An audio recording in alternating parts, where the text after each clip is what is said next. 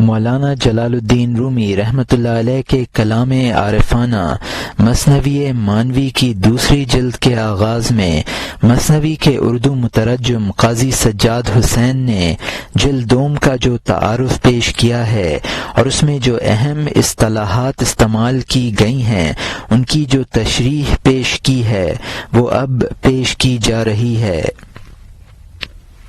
مولانا روم رحمۃ اللہ علیہ اور مثنوی۔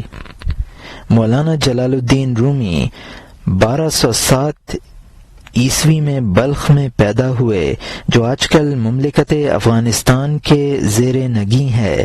اس تاریخ ولادت پر مورخین کا اتفاق ہے، لیکن مولانا کی کتاب فیہ ما فیہ کی ایک عبارت سے پتہ چلتا ہے کہ مولانا رحمۃ اللہ علیہ خوارزم شاہ کے سمرقند کے محاصرے کے جو کہ 1207 عیسوی میں ہوا تھا چشم دید واقعات بیان کر رہے ہیں۔ اس سے یہ معلوم ہوتا ہے کہ مولانا کی پیدائش یقیناً اس سے کم از کم 10-12 سال قبل ہو چکی تھی۔ بلخ اس دور میں علمی اور دینی مرکز تھا۔ قدیم زمانے میں یہ شہر بدھ مذہب کا بھی مرکز رہ چکا تھا۔ ہو سکتا ہے کہ تصوف کے قدیم رجحانات میں جھلکنے والے بعض بدھ افکار اسی شہر کی دین ہوں۔ حضرت ابراہیم بن ادہم رحمۃ اللہ علیہ اس شہر کی پیداوار ہیں۔ دنیا سے ان کی بیزاری گوتم بدھ کے زہد اور ترک دنیا سے بہت ملتی جلتی ہے۔ مولانا روم رحمۃ اللہ علیہ نے بچپن میں فلسفی مفکر امام فخر الدین رازی کا زمانہ بھی پایا تھا۔ امام رازی رحمۃ اللہ علیہ کو سلطان خوارزم کے دربار میں بہت رسوخ تھا اور سلطان کو صوفیوں کے خلاف کر دینے میں ان کا بہت بڑا حصہ تھا۔ 1209 عیسوی میں صوفی مجدد الدین بغدادی کے نہر جیجون میں ڈوب کر جان دے دینے کا سبب بھی یہی بنے تھے۔ مولانا روم رحمۃ اللہ علیہ کے والد شیخ بہاؤالدین ولد سے بھی امام کے تعلقات اچھے نہ تھے۔ مولانا روم رحمۃ اللہ علیہ بھی دینی معاملات میں عقل و فلسفہ کی مداخلت کو ناپسند کرتے تھے۔ ان کے دوست اور شیخ شمس الدین تبریزی تو امام فخر الدین رازی کو الکافر الاحمر یعنی سرخ کافر کے لقب سے یاد کرتے تھے۔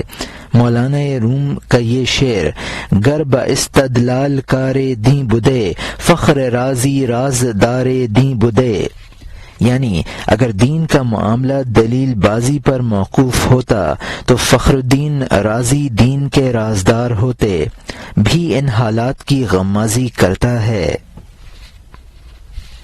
شیخ بہاؤالدین ولد کے بلخ چھوڑنے کی بنیاد امام رازی کی عداوت کو قرار دینا صحیح نہیں ہے، کیونکہ امام رازی کی وفات 1210 عیسوی میں ہو گئی تھی، جبکہ شیخ بہاؤالدین ولد نے بلخ 1218 یا 1219 میں چھوڑا ہے۔ شیخ بہاؤالدین 1220 عیسوی میں وسط روم میں پہنچے۔ یہاں سے مولانا جلال الدین رومی کے نام کے ساتھ رومی کی نسبت شروع ہوئی۔ ایک عرصے تک شیخ بہاؤالدین لارندہ میں مقیم رہے۔ مولانا روم رحمۃ اللہ علیہ کی والدہ کی یہاں ہی وفات ہوئی۔ لوگ آج بھی اس قبر اور مسجد کی زیارت کو جاتے ہیں جو مولانا رحمۃ اللہ علیہ نے ان کی یادگار میں بنائی تھی۔ مولانا روم رحمۃ اللہ علیہ نے یہاں ہی جوہر نامی ایک سمرقندی دوشیزہ سے شادی کی، جس سے ان کے عزیز ترین بیٹے سلطان ولد پیدا ہوئے، جو آگے چل کر مولانا روم رحمۃ اللہ علیہ کے خلیفہ دوم اور مولانا رحمۃ اللہ علیہ کے بہترین سوانح نگار اور ان کی کتابوں کے شارح بنے۔ سلطان علاؤالدین قیقباد نے شیخ بہاؤالدین ولد کو کرمان یعنی لارندہ میں بلوا لیا تھا۔ کرمان قونیہ سے 100 کلومیٹر جنوب مشرق میں واقع ہے۔ سلطان علاء الدین نے قلعے کے قریب ایک ٹیلے پر ایک عالیشان مسجد تعمیر کرائی۔ قونیہ اس دور میں پر رونق مدرسوں اور مسجدوں سے آباد تھا۔ شیخ بہاؤالدین ولد اور ان کے خاندان کے آ جانے سے اس کی رونق دوبالا ہو گئی۔ 22 جنوری 1221 عیسوی کو شیخ بہاؤالدین اس دار فانی سے رخصت ہو گئے۔ شیخ بہاؤالدین کی وفات کے چند سال بعد ان کے شاگرد شیخ برہان الدین محقق ترمذی بھی قونیہ پہنچ گئے۔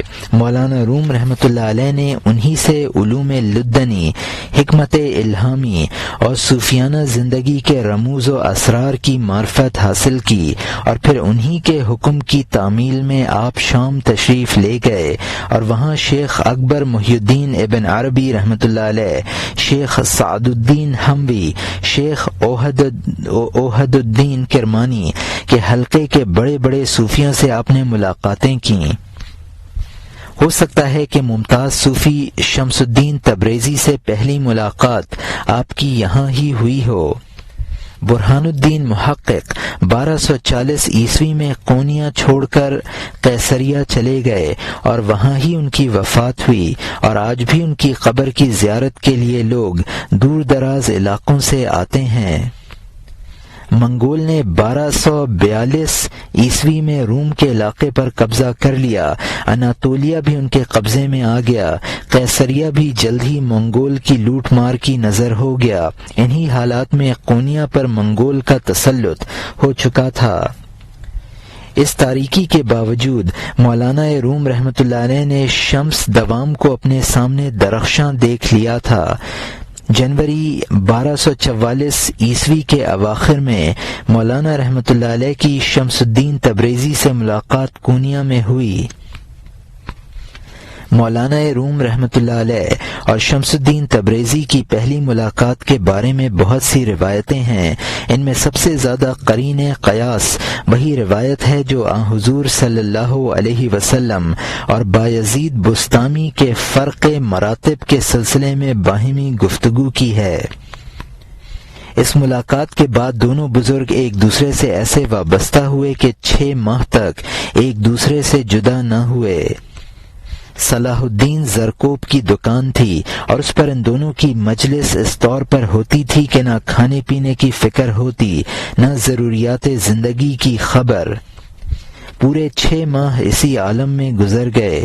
یہ شمس الدین تبریزی کون تھے جو مولانا روم رحمۃ اللہ علیہ کی زندگی میں اس قدر انقلاب کا سبب بنے؟ ان کے صحیح واقعات تو پردہ خفا میں ہیں، لیکن اس قدر ضرور معلوم ہے کہ ان کی سخت تنقید سے اس دور کے صوفیہ میں سے کوئی بھی نہ بچ سکا۔ شام و عراق کے بڑے بڑے مشائخ سے شمس الدین نے ملاقاتیں کیں۔ ان کی ملاقاتوں کا سب سے زیادہ دلچسپ قصہ وہ ہے جو اوحد الدین کرمانی کی ملاقات کے دوران پیش آیا۔ اوحد الدین کرمانی ان صوفیوں میں سے تھے جو مخلوق کی صورتوں میں خالق کا جمال دیکھتے اور اس کی پرستش کرتے تھے، اور انسانی شباب میں انہیں جمال خداوندی نظر آتا تھا۔ ایک مرتبہ اوحد الدین نے شمس الدین سے کہا کہ میں چاند کو اس وقت دیکھتا ہوں جبکہ وہ پانی کے پیالے میں عکس ریز ہوتا ہے۔ شمس الدین رحمۃ اللہ علیہ نے فوراً ٹوکا اور کہا کہ اگر تمہاری گردن میں کجی نہیں ہے تو تم اس کو آسمان پر ہی کیوں نہیں دیکھتے؟ ایسا معلوم ہوتا ہے کہ شمس الدین کی ملاقات محی الدین عربی رحمۃ اللہ علیہ سے بھی ہوئی ہے۔ شیخ اکبر محی الدین عربی رحمۃ اللہ علیہ کے تصنیفی اور علمی شہپارے اور ان کے خیالات و افکار بھی شمس الدین کی نگاہ تنقید سے نہیں بچ سکے ہیں۔ شمس الدین ابن عربی کو نو آموز دخام کار سمجھتے تھے۔ وہ مولانا روم رحمۃ اللہ علیہ کو موتی سے تشبیہ دیتے تھے تو شیخ محی الدین عربی کو کنکریوں سے۔ شمس الدین صوفیہ کے کس سلسلے سے تعلق رکھتے تھے یہ بھی اب تک واضح نہیں ہو سکا ہے۔ ان کا دعویٰ تو یہ ہے کہ انہیں خواب میں براہ راست حضور صلی اللہ علیہ وسلم سے خرقہ تصوف حاصل کرنے کا شرف حاصل ہے۔ ہمیں ترک عالم عبد الباقی کی اس رائے سے اتفاق ہے کہ وہ عملاً قلندر اور ایک جہاں گشت درویش تھے۔ شمس الدین کے بعض جملے اور عبارتیں بھی اس کی تصدیق کرتی ہیں، جس میں وہ قلندریت کی مدح سرائی کرتے ہیں۔ ان کا اپنے بارے میں دعویٰ تھا کہ وہ عاشقیت ہی سے نہیں بلکہ معشوقیت کے مقام سے بھی آگے نکل گئے تھے۔ وہ تمام مراحل طے کر کے قطب المعشوقین کے مقام پر سرفراز تھے۔ سخت حیرت ہے کہ شمس الدین کی چند ماہ کی صحبت سے مولانا روم رحمۃ اللہ علیہ نے تمام سماجی ذمہ داریاں بلکہ فرائض اور واجبات کو بھی بالائے طاق رکھ دیا تھا۔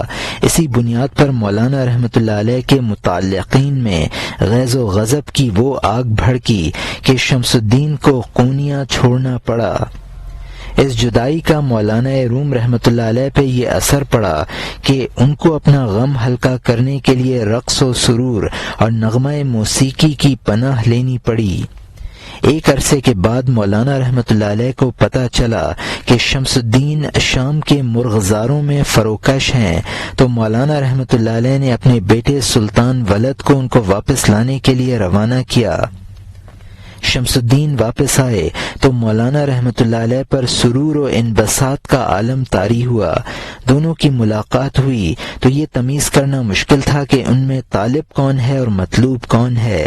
مولانا رحمۃ اللہ علیہ نے ان کو قونیہ کا پابند کرنے کے لیے کیمیا نامی ایک دوشیزہ سے ان کی شادی کرا دی، اور پھر دونوں میں ہفتوں بلکہ کئی ماہ مسلسل روحانی اور وجدانی گفتگو میں گزرنے لگے۔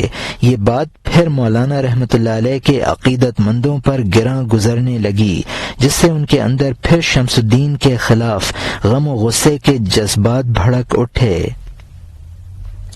اسی دوران 1248 عیسوی میں کیمیا کا انتقال ہو گیا تو پھر شمس الدین قونیہ سے ایسے غائب ہوئے کہ ڈھونڈنے سے بھی کبھی نہ ملے۔ شمس الدین کی اس روپوشی کے بارے میں متضاد کہانیاں ملتی ہیں۔ بعض روایات بتاتی ہیں کہ شمس الدین قونیہ سے نامعلوم مقام کی طرف رخصت ہوئے۔ افلاکی صراحت کرتے ہیں کہ ان کو مولانا رحمۃ اللہ علیہ کے صاحبزادے فخر العلماء علاء الدین ولد کی دشمنی کی وجہ سے قتل کر دیا گیا، لیکن یہ بات بھی بعید از قیاس ہے کہ ایسے محترم خانوادے کا کوئی فرد قتل عمد جیسے معیوب اور ذلیل جرم کا ارتکاب کرے یا کرائے۔ بہرحال کہا جاتا ہے کہ 5 دسمبر 1248 عیسوی کی رات تھی۔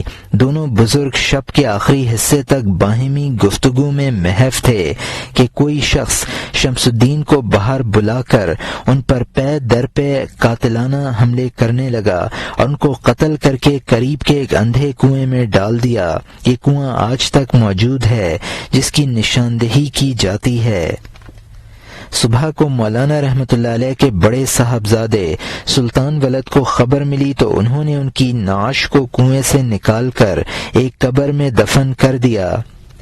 اب یہی شمس الدین کی آخری آرام گاہ ہے، جس پر ایک یادگاری تختی لگا دی گئی ہے۔ حال ہی میں جو کھدائی کی گئی ہے اس سے ایک بڑی قبر کا سراغ ملتا ہے، جس کا تعلق عہد سلجوقی سے معلوم ہوتا ہے۔ مولانا رحمۃ اللہ علیہ میوزیم کے ڈائریکٹر سید محمد اورند افلاکی کے اس بیان کی تائید کرتے ہیں۔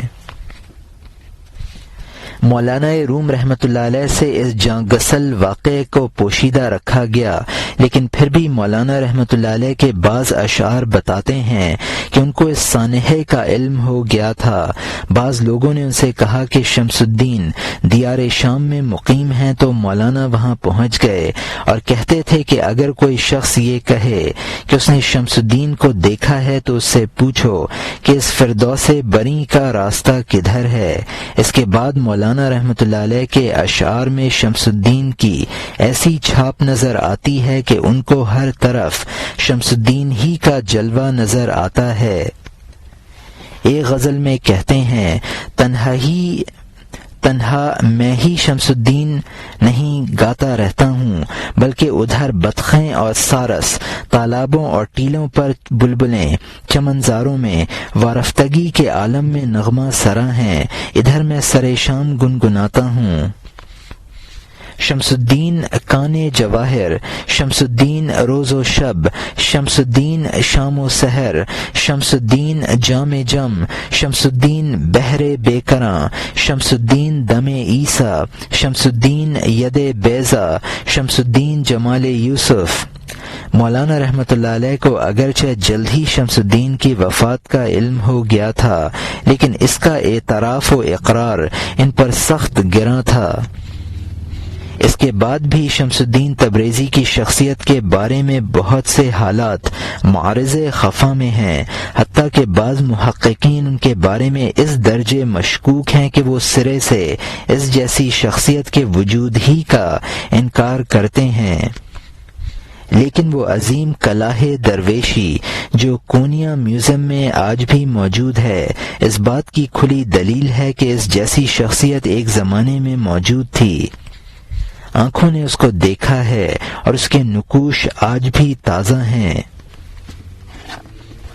اس میں کوئی شک نہیں، مولانا روم رحمۃ اللہ علیہ اور شمس تبریزی کی باہمی انوکھی ملاقاتیں، باہمی شیفتگی اور یہ ربط صوفیاء اسلام میں کسی دوسری جگہ نظر نہیں آتا ہے۔ بعض لوگ شمس الدین تبریزی کو سقراط سے تشبیہ دیتے ہیں، جس نے اپنے پیچھے تحریری شکل میں کچھ نہ چھوڑا لیکن افلاطون جیسا شاگرد چھوڑا جو اس کی عظمت کا سبب بنا۔ اسی طرح مولانا رحمۃ اللہ علیہ ایک چراغ کے مانند تھے اور شمس الدین وہ چنگاری تھے جو اس چراغ کو روشن کر گئی۔ شمس الدین تبریزی کی جدائی کے بعد مولانا رحمۃ اللہ علیہ کی روح الہام و کشف کے ایک نئے سرچشمے سے مانوس ہونے لگی۔ وہ ایک روز کونیا میں صرافہ کے بازار سے گزر رہے تھے، وہاں صلاح الدین زرکوب کی دکان پر زرکوبی کی کھٹ کھٹ کی آواز ایک دلکش نغمے کی طرح مولانا رحمۃ اللہ علیہ کے کان میں پڑی اور مولانا رحمۃ اللہ علیہ بے اختیار رقص کرنے لگے۔ تھوڑی دیر بعد صلاح الدین زرکوب بھی اس رقص مستانہ میں شریک ہو گئے۔ اس طرح کچھ دیر دونوں سرے بازار رقص کرتے رہے، پھر صلاح الدین تو اپنی دکان کے کاموں میں لگ گئے اور مولانا گھنٹوں اس عالم میں رقصاں رہے۔ صلاح الدین زرکوب مولانا برہان الدین محقق سے فیض یافتہ تھے، زہد و تقشف میں شیخ و مرشد کی بولتی تصویر تھے۔ اسی بنا پر شیخ محقق نے باوجود ان کی ناخواندگی کے ان کو اپنا روحانی وارث اور اکلوتا خلیفہ قرار دیا تھا۔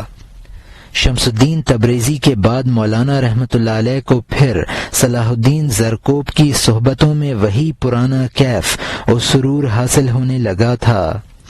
صحبتوں کا سلسلہ طویل ہونے لگا، بالآخر اس اتحاد و شیفتگی کا یہ نتیجہ ہوا کہ مولانا رحمۃ اللہ علیہ نے اپنے صاحبزادے سلطان ولد کی شادی صلاح الدین زرکوب کی بیٹی فاطمہ سے کر دی۔ ایک وقت آیا کہ صلاح الدین بیمار ہوئے، مولانا رحمۃ اللہ علیہ ان کی تیمارداری میں اس قدر منہمک اور مصروف ہوئے کہ اپنے معمولات سے بھی غافل رہے اور بہت ہی کم صلاح الدین سے جدا ہوتے تھے۔ جب وہ وقت آیا کہ صلاح الدین زرکوب اس دنیا سے رخصت ہوئے اور ان کی روح عالم ارواح کے تصرفات سے لطف اندوز ہونے لگی تو مولانا رحمۃ اللہ علیہ تدفین سے فارغ ہو کر گھر واپس آئے۔ مولانا رحمۃ اللہ علیہ نے ان کا جو مرثیہ لکھا اس میں تحریر فرمایا: اے وہ شخص جو زمین و آسمان کو چھوڑ جانے پر کبھی روتا تھا، تیرے عہد زریں کی یاد میں ہوش و حواس اشک بار ہیں اور روح کرب زدہ اور غم گسار ہے، اب کوئی نہیں جو تیری جگہ لے سکے۔ مکان و لامکان تیرا ماتم کر رہے ہیں، جبرائیل امین کے پر تیرے غم میں پیلے پڑ گئے ہیں، انبیاء اولیاء و انبیاء سب کی آنکھیں نم ہیں۔ اے صلاح الدین، تم ایک بلند پرواز برق رفتار طائر تھے، تم کیا اڑے کہ وہ شاخ بھی اڑ گئی جس سے کبھی تم تیر کی مانند اڑتے تھے۔ یہ بتا دینا بھی مناسب ہے کہ مولانا رحمۃ اللہ علیہ صوفیانہ جذب و کیف اور رقص و سرور میں منہمک رہنے کے باوجود عین اسی وجدانی کیفیت کے دوران بھی صحیح شرعی رائے یا فتویٰ دینے سے کبھی قاصر نہ رہے۔ سپہ سالار نے جنہیں برسوں مولانا رحمۃ اللہ علیہ کی خدمت کا موقع ملا ہے، نماز اور اس کے آداب سے ان کے شغف اور ان کی طویل روزہ کشی کا ذکر تفصیل سے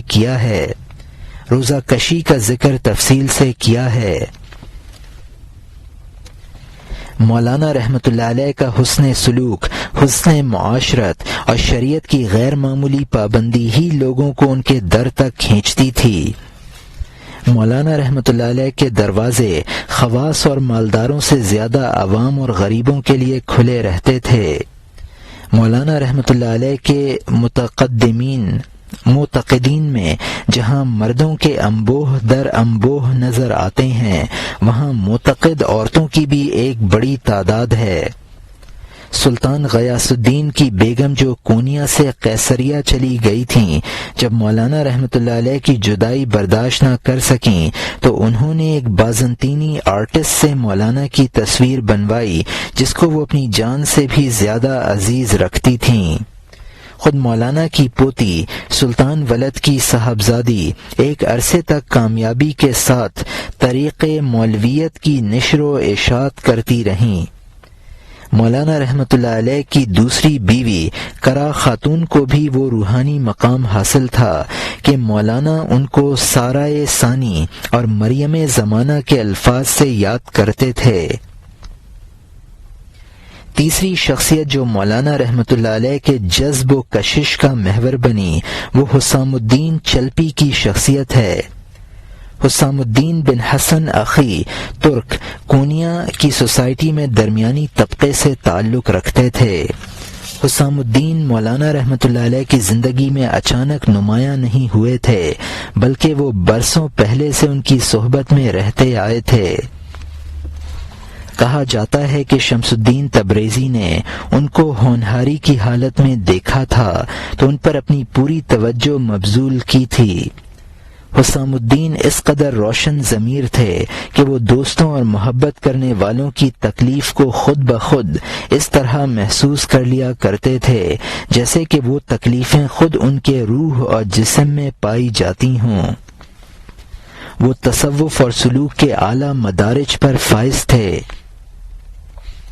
مولانا رحمۃ اللہ علیہ نے ان کو اپنے بعض خطوط میں جنید عصر سے تعبیر فرمایا ہے اور کہتے تھے کہ وہ مجھ سے باپ اور بیٹے کی مانند قریب ہیں، مجھے وہ نور عین کی طرح عزیز ہیں۔ مولانا رحمۃ اللہ علیہ کے الہامی افکار اور ان کی حکمت و تعلیمات کی تشریح اور تفسیر کا صحرا حسام الدین ہی کے سر پر ہے، جنہوں نے مولانا رحمۃ اللہ علیہ کے صوفیانہ فلسفہ اور حکمت کو اصل صورت میں محفوظ کر دیا اور مولانا رحمۃ اللہ علیہ کی تحریروں کو ان کے عقیدت مندوں اور مریدوں نے یکجا کر دیا۔ مولانا رحمۃ اللہ علیہ نے انہی کی فرمائش پر اپنا روحانی سرمایہ جس کو مثنوی مانوی کہا جاتا ہے ان کو املا کرایا۔ چند برس تک حسام الدین مولانا رحمۃ اللہ علیہ کے ساتھ رہے۔ مولانا رحمۃ اللہ علیہ کی زبان سے جو شعر نکلتا وہ اس کو قلم بند کر لیتے۔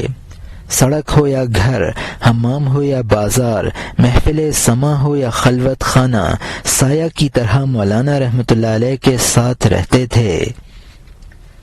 مثنوی کی ابتدا کی تاریخ متعین کرنا تو دشوار ہے، لیکن بقول عبد الباقی کے دفتر اول کی بعض حکایتوں سے پتہ چلتا ہے کہ اس وقت تک بغداد میں عباسی حکومت قائم تھی۔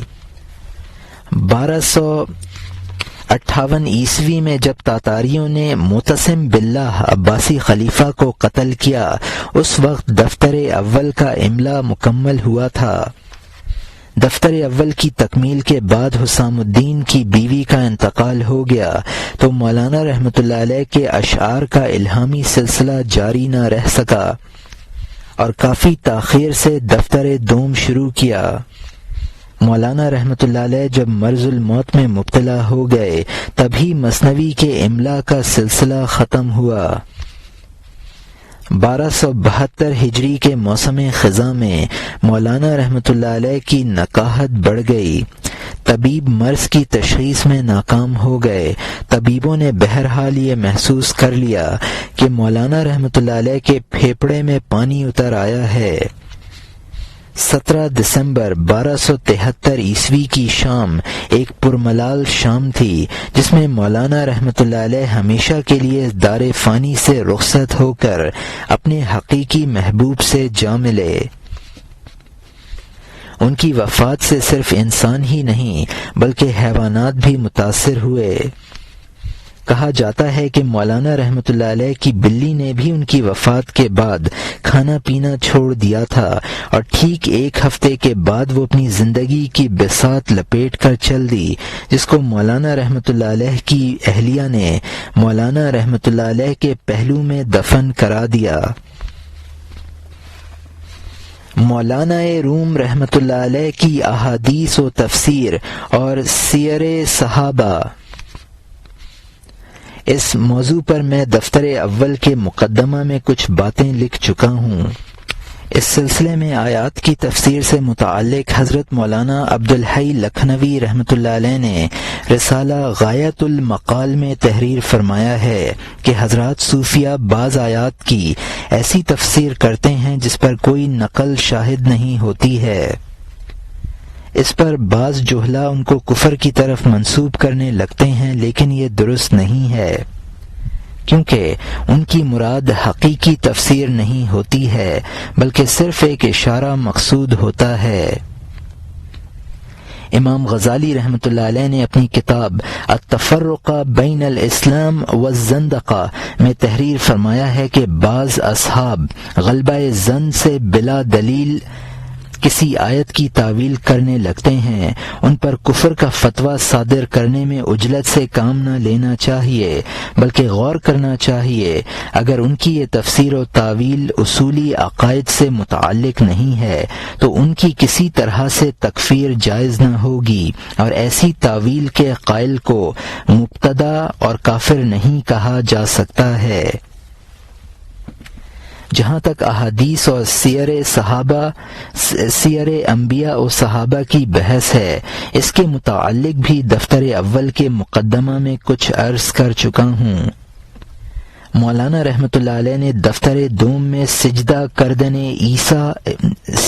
کردن یحییٰ و مسیح در شکم مادر یک دگر را کے ماتحت جو کلام فرمایا ہے، اس میں حضرت مسیح اور حضرت عیسیٰ اور حضرت یحییٰ کی ماں کے پیٹ میں ایک دوسرے کو سجدہ کرنے پر معترضین کے اعتراضات نقل کیے ہیں، اور پھر فرمایا ہے این بدند آنکھ اہل خاطر است، غائب از آفاق او را حاضر است، پیش مریم حاضر آمد در نظر، مادر یحییٰ کے دور است از بصر۔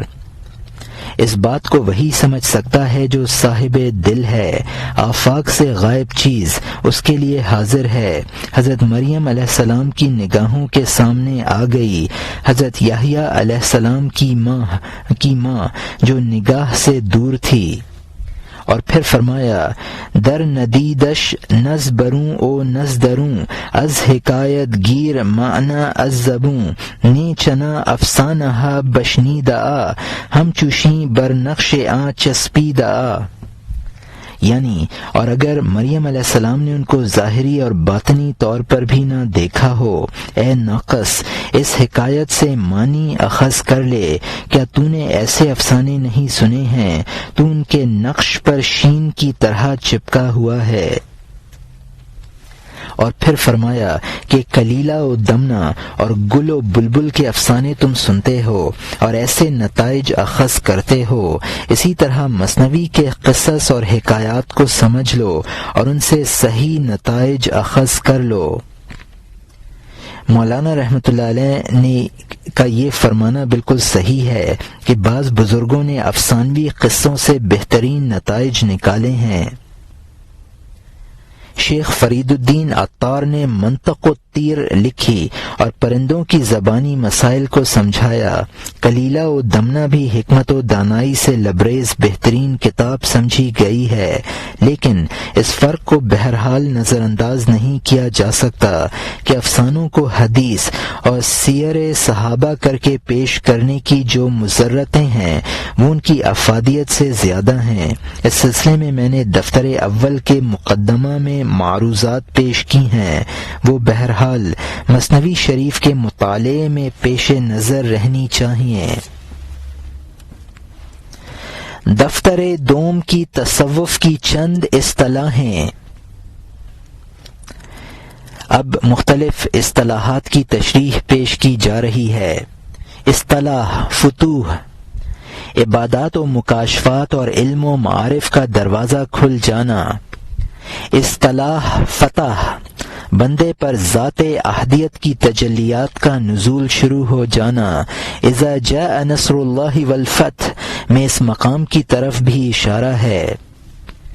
اصطلاح حس خفاش، یعنی انسان کے مادی حواس ظاہرہ اور حواس باطنہ۔ اصطلاح حس درپاش، یعنی روحانی حواس۔ اصطلاح مراقبہ، غیر اللہ سے توجہ ہٹا کر حضور دل کے ساتھ خدا کی طرف متوجہ ہونا۔ اصطلاح حضور یار، معیت حق تعالی۔ اصطلاح ظاہر، صوفیہ کی اصطلاح میں حقیقت کو کہتے ہیں۔ اصطلاح مظہر، صورت اور مراد کو کہتے ہیں۔ مثلاً کوئی شخص آئینے میں اپنی صورت دیکھتا ہے تو وہ شخص ظاہر ہے اور صورت و آئینہ مظہر ہے۔ اصطلاح روح، صوفیہ کی اصطلاح میں صورت نوعیہ کو کہتے ہیں۔ اصطلاح روح اعظم، انواع کی صور نوعیہ کے علاوہ جن کو ارواح کہا جاتا ہے۔ صوفیہ ایک اور روح مانتے ہیں جو ذات باری سے سب سے پہلے صدور میں آئی ہے اور وہ تمام ارواح کی مربی ہے، اس کو روح اعظم کہا جاتا ہے، اور یہی روح اعظم روح محمدی ہے، جیسا کہ حدیث اول ما خلق اللہ نوری، سب سے پہلے اللہ نے میرا نور پیدا فرمایا ہے، میں مذکور ہے۔ اصطلاح لاہوت، ذات باری بلا لحاظ اسماء و صفات۔ اصطلاح جبروت، مرتبہ صفات باری تعالی۔ اصطلاح ملکوت، مرتبہ اسماء باری تعالی۔ اصطلاح حضیرہ قدس، وہ مقام ہے جس میں ملائے اعلیٰ اور روح اعظم کے انوار کا باہمی تداخل ہوتا ہے۔ اصطلاح ملائے اعلیٰ، افضل ملائکہ کی جماعت۔ اصطلاح علم الیقین، وہ علم ہے جو کسی سچے خبر دینے والے کی خبر سے حاصل ہو، جیسے کسی سچے انسان کے کہنے سے آگ کے جلانے کا علم۔ اصطلاح عین الیقین، وہ علم ہے جو خود اپنی آنکھ کے دیکھنے سے حاصل ہو، مثلا آگ کے جلانے کا علم، جبکہ آگ سے کسی چیز کو جلتے ہوئے اپنی آنکھ سے دیکھا۔ اصطلاح حق الیقین، وہ علم ہے جو اپنی ذات پر تجربہ کرنے سے حاصل ہو، جیسا کہ آگ کے جلانے کا علم، جبکہ خود آگ نے اس کو جلایا ہو۔ اصطلاح قطب الاقطاب غوث اعظم، وہ ولی ہوتا ہے جو تمام عوالم پر فرما روا ہوتا ہے اور بقائے عالم کا سلسلہ اس کی بقا سے قائم رہتا ہے اور دوسرے تمام اولیاء اس کے تابع ہوتے ہیں۔ شیخ اکبر رحمۃ اللہ علیہ نے فتوحات مکیہ میں فرمایا ہے کہ ان قطبوں سے بعض کو خلافت باطنہ کے ساتھ خلافت ظاہری بھی حاصل ہوتی ہے، جیسا کہ خلفائے اربعہ امام حسن، حضرت امیر معاویہ، حضرت عمر بن عبدالعزیز، اور بعض کو محض خلافت باطنی حاصل ہوتی ہے، جیسے شیخ احمد سبتی، شیخ بایزید بستامی رحمۃ اللہ علیہ وغیرہ۔ مولانا بحر العلوم نے فرمایا ہے قطب حقیقی اور غوث ازلی حضور صلی اللہ علیہ وسلم کی روح مبارک ہے، دنیا کے دیگر اقطاب اس روح پاک کے خلیفہ ہیں، اور ان اقطاب میں سے بعض کو تحکم عظیم حاصل ہے، اور یہ مقام شیخ محی الدین عبد القادر جیلانی رحمۃ اللہ علیہ کو حاصل تھا۔ مولانا اشرف علی تھانوی صاحب رحمۃ اللہ علیہ اپنی کتاب کلید مثنوی میں تحریر فرماتے ہیں کہ سالک پر ابتداً حق تعالی کے افعال کا ظہور ہوتا ہے، اس کو تجلی افعال کہتے ہیں، پھر صفات کا ظہور ہوتا ہے، اس کو تجلی صفات کہتے ہیں، پھر ذات بحت کا اس کو تجلی ذات کہا جاتا ہے۔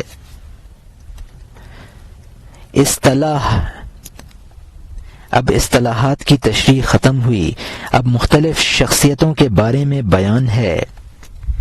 واصل بن عطا یہ معتزلہ کے فرقے کا بانی ہے، بہت ذہین شخص تھا، لیکن اس کے عقائد فلسفہ یونان سے متاثر تھے۔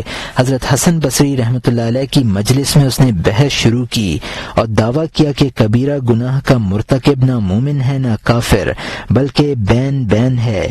اس پر حضرت حسن رحمۃ اللہ علیہ نے فرمایا اعتزل عنا، یعنی وہ ہم یعنی اہل سنت والجماعت سے کنارہ کش ہو گیا۔ اس وقت سے اس کو اور اس کے ہم عقیدہ لوگوں کو معتزلی کہا جانے لگا۔ سکندر ذوالقرنین یہ خدا پرست اور برگزیدہ بادشاہ تھا، جس کا قصہ قرآن پاک میں مذکور ہے۔ آب حیات کی جستجو اور اس سے محرومی کا قصہ بھی اسی کی طرف منسوب ہے۔ یہ سکندر اعظم، جس کو سکندر رومی بھی کہتے ہیں، کے علاوہ شخصیت ہے۔ سکندر رومی شاہ یونان تھا، جس نے دارا شاہ ایران کو شکست دی تھی۔ یہ سکندر ذوالقرنین سے صدیوں بعد گزرا ہے۔ نمرود یہ کافر بادشاہ تھا جو خدائی کا مدعی بنا تھا، جس کی سزا میں قدرت نے ایک مچھر اس پر مسلط کر دیا تھا جو اس کے دماغ میں گھس گیا تھا، جس کی کلبلاہٹ اور اذیت رسانی اس وقت تک ختم نہ ہوتی تھی جب تک کہ نمرود کے سر پر جوتے کی 10-15 ضربیں نہ پڑیں۔ خضر علیہ السلام حضرت خضر علیہ السلام کے نسب اور خاندان اور حالات سے متعلق مستند روایات ہمیں کم ملتی ہیں۔ بہرحال اس قدر ثابت ہے کہ حضرت موسیٰ علیہ السلام نے ان سے ملاقات کی تھی اور وہ علم لدنی اور تکوینیات کے بہت بڑے عالم تھے۔ تفسیر خازن میں مذکور ہے کہ اکثر علماء اس بات کے قائل ہیں کہ وہ زندہ جاوید شخصیت ہیں، اور اہل معرفت اور صوفیہ اس عقیدے پر متفق ہیں۔ جرجیس علیہ السلام یہ حضرت عیسیٰ علیہ السلام کے ایک حواری کے شاگرد تھے، فلسطین میں رہتے تھے۔ اس دور میں موصل کا بادشاہ بہت بڑا ظالم تھا جو لوگوں کو بت پرستی پر مجبور کرتا تھا۔ انہوں نے اس کو نصیحت کی تو اس نے ان کے قتل کے احکام جاری کر دیے۔ یہ متعدد بار قتل کیے گئے، لیکن قدرت الہی ہر بار ان کو زندہ کر دیتی تھی۔ اس معجزے سے بہت سے لوگ ان کے پیرو ہو گئے، لیکن سرکشوں کی سرکشی ختم نہیں ہوئی اور بالآخر وہ انہی کے ہاتھوں شہید ہوئے۔ سامری بنی اسرائیل میں ایک شخص گزرا ہے۔ حضرت موسیٰ علیہ السلام جس وقت کوہ طور پر گئے تو اس نے قوم میں شرارت پیدا کر دی، ایک گوسالہ بنا کر قوم کو اس کی پرستش پر لگا دیا، جس سے حضرت موسیٰ علیہ السلام بہت برہم ہوئے اور اس کو بددعائیں دیں، جس سے وہ تباہ و برباد ہو گیا۔ برسیسا بنی اسرائیل میں سے ایک عیسائی راہب کا نام ہے جو بڑا عبادت گزار تھا. 70 سال تک عبادت الہی میں مصروف رہا، لیکن شیطان نے اس پر غلبہ حاصل کیا. اس کو ابتداً عملیات سکھائے جس سے اس کی بہت شہرت ہوئی. شاہ وقت کی ایک لڑکی اس کے پاس دعا کرانے آئی تو اس سے زنا کر بیٹھا. شہزادی حاملہ ہو گئی تو اس کو قتل کر ڈالا. اس کی پاداش میں وہ کفر کی حالت میں قتل کیا گیا. امام محمد بن عسکری رحمۃ اللہ علیہ حضرت حسین رضی اللہ عنہ کی اولاد میں سے ہیں، اور یہ اثناء اشعری شیعہ صاحبان کے 12ویں امام ہیں، اور ان کے عقیدے کے مطابق ان کو حضرت خضر کی طرح عمر جاوید دی گئی ہے، اور وہ اس وقت سر مرائی مقام کے غار میں روپوش ہیں. قیامت کے قریب ان کا ظہور ہوگا، اور ان صاحبان کے نزدیک وہی مہدی موعود ہیں جو قیامت کے قریب ظاہر ہو کر دنیا سے ظلم و فساد کو مٹائیں گے. اہل سنت ان کی وفات کے قائل ہیں، اور مہدی موعود بھی ان کو نہیں کہتے ہیں، بلکہ مہدی موعود محمد بن عبداللہ کو مانتے ہیں جو حضرت حسن رضی اللہ عنہ کی نسل سے ہوں گے، اور قیامت کے قریب ان کا ظہور ہوگا. بلعم بن باعور بنی اسرائیل یا قوم عمالقہ میں سے ایک بہت بڑا زاہد و عابد اور مستجاب الدعوات شخص تھا. شیطان نے اس کا اغوا کیا تو وہ حضرت موسیٰ علیہ السلام کا مخالف ہو گیا، جس کے پاداش میں اس کی تمام برکتیں مسلوب ہو گئیں اور کفر کی حالت میں اس کی موت ہوئی. عوج بن عنق قوم عمالقہ میں سے ایک کافر شخص کا نام ہے جس کے قد اور عمر کے بارے میں مبالغہ آمیز قصے منقول ہیں. قاضی ثناء اللہ صاحب رحمۃ اللہ علیہ نے تفسیر مظہری میں اس کے حالات نقل کرنے کے بعد تحریر فرمایا ہے کہ اس کے حالات بغوی نے بہت مبالغہ آمیز لکھے ہیں جن کو کسی طرح عقل قبول نہیں کرتی ہے، اور محدثین بھی ان کا انکار کرتے ہیں. ہاں، وہ قوم جہانبرہ میں سے ایک بڑے قد اور بڑی طاقت کا آدمی تھا، اور یہ قوم بہت قد آور ہیبت ناک تھی. ابو عامر راہب یہ مدینے کا رہنے والا تھا. اس نے حضور صلی اللہ علیہ وسلم کی ہجرت سے قبل مسیحیت اختیار کر لی تھی اور تورات و انجیل کا کافی مطالعہ کر لیا تھا. حضور صلی اللہ علیہ وسلم کی ہجرت سے قبل نبی آخر الزماں کی بشارتیں لوگوں کو سناتا تھا، لیکن حضور صلی اللہ علیہ وسلم کی ہجرت کے بعد اس کو حسد و رشک پیدا ہو گیا اور حضور صلی اللہ علیہ وسلم کی مخالفت کرنے لگا. حضور صلی اللہ علیہ وسلم نے اس کو فہمائش کی مگر کوئی اثر نہ ہوا. جنگ بدر کی فتح کے بعد یہ مدینہ طیبہ سے بھاگ کر مکہ معظمہ میں جا بسا اور قریش کو حضور صلی اللہ علیہ وسلم کے خلاف بھڑکاتا رہا. جنگ احد میں قریش مکہ کے ساتھ مسلمانوں پر حملہ آور ہوا اور اسی نے مسلمانوں پر سب سے پہلا تیر چلایا.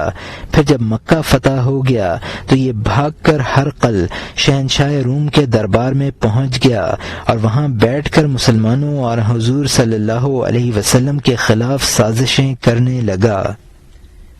منافقوں نے قباء میں مسجد زرار اسی کے مشورے سے بنائی تھی اور ان کا ارادہ تھا کہ اس کو بلا کر اس مسجد میں بٹھائیں اور مسلمانوں میں تفرقہ پیدا کریں.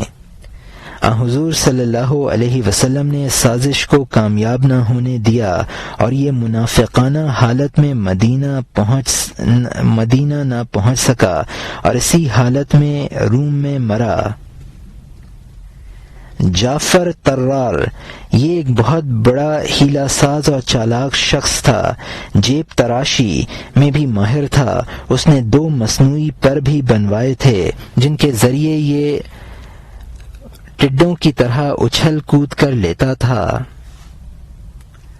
مذہبی فرقے. اب مختلف مذہبی فرقوں کے بارے میں بتایا گیا ہے. مشبہہ وہ فرقہ ہے جو خدا کو مخلوقات اور ممکنات سے تشبیہ دیتا ہے۔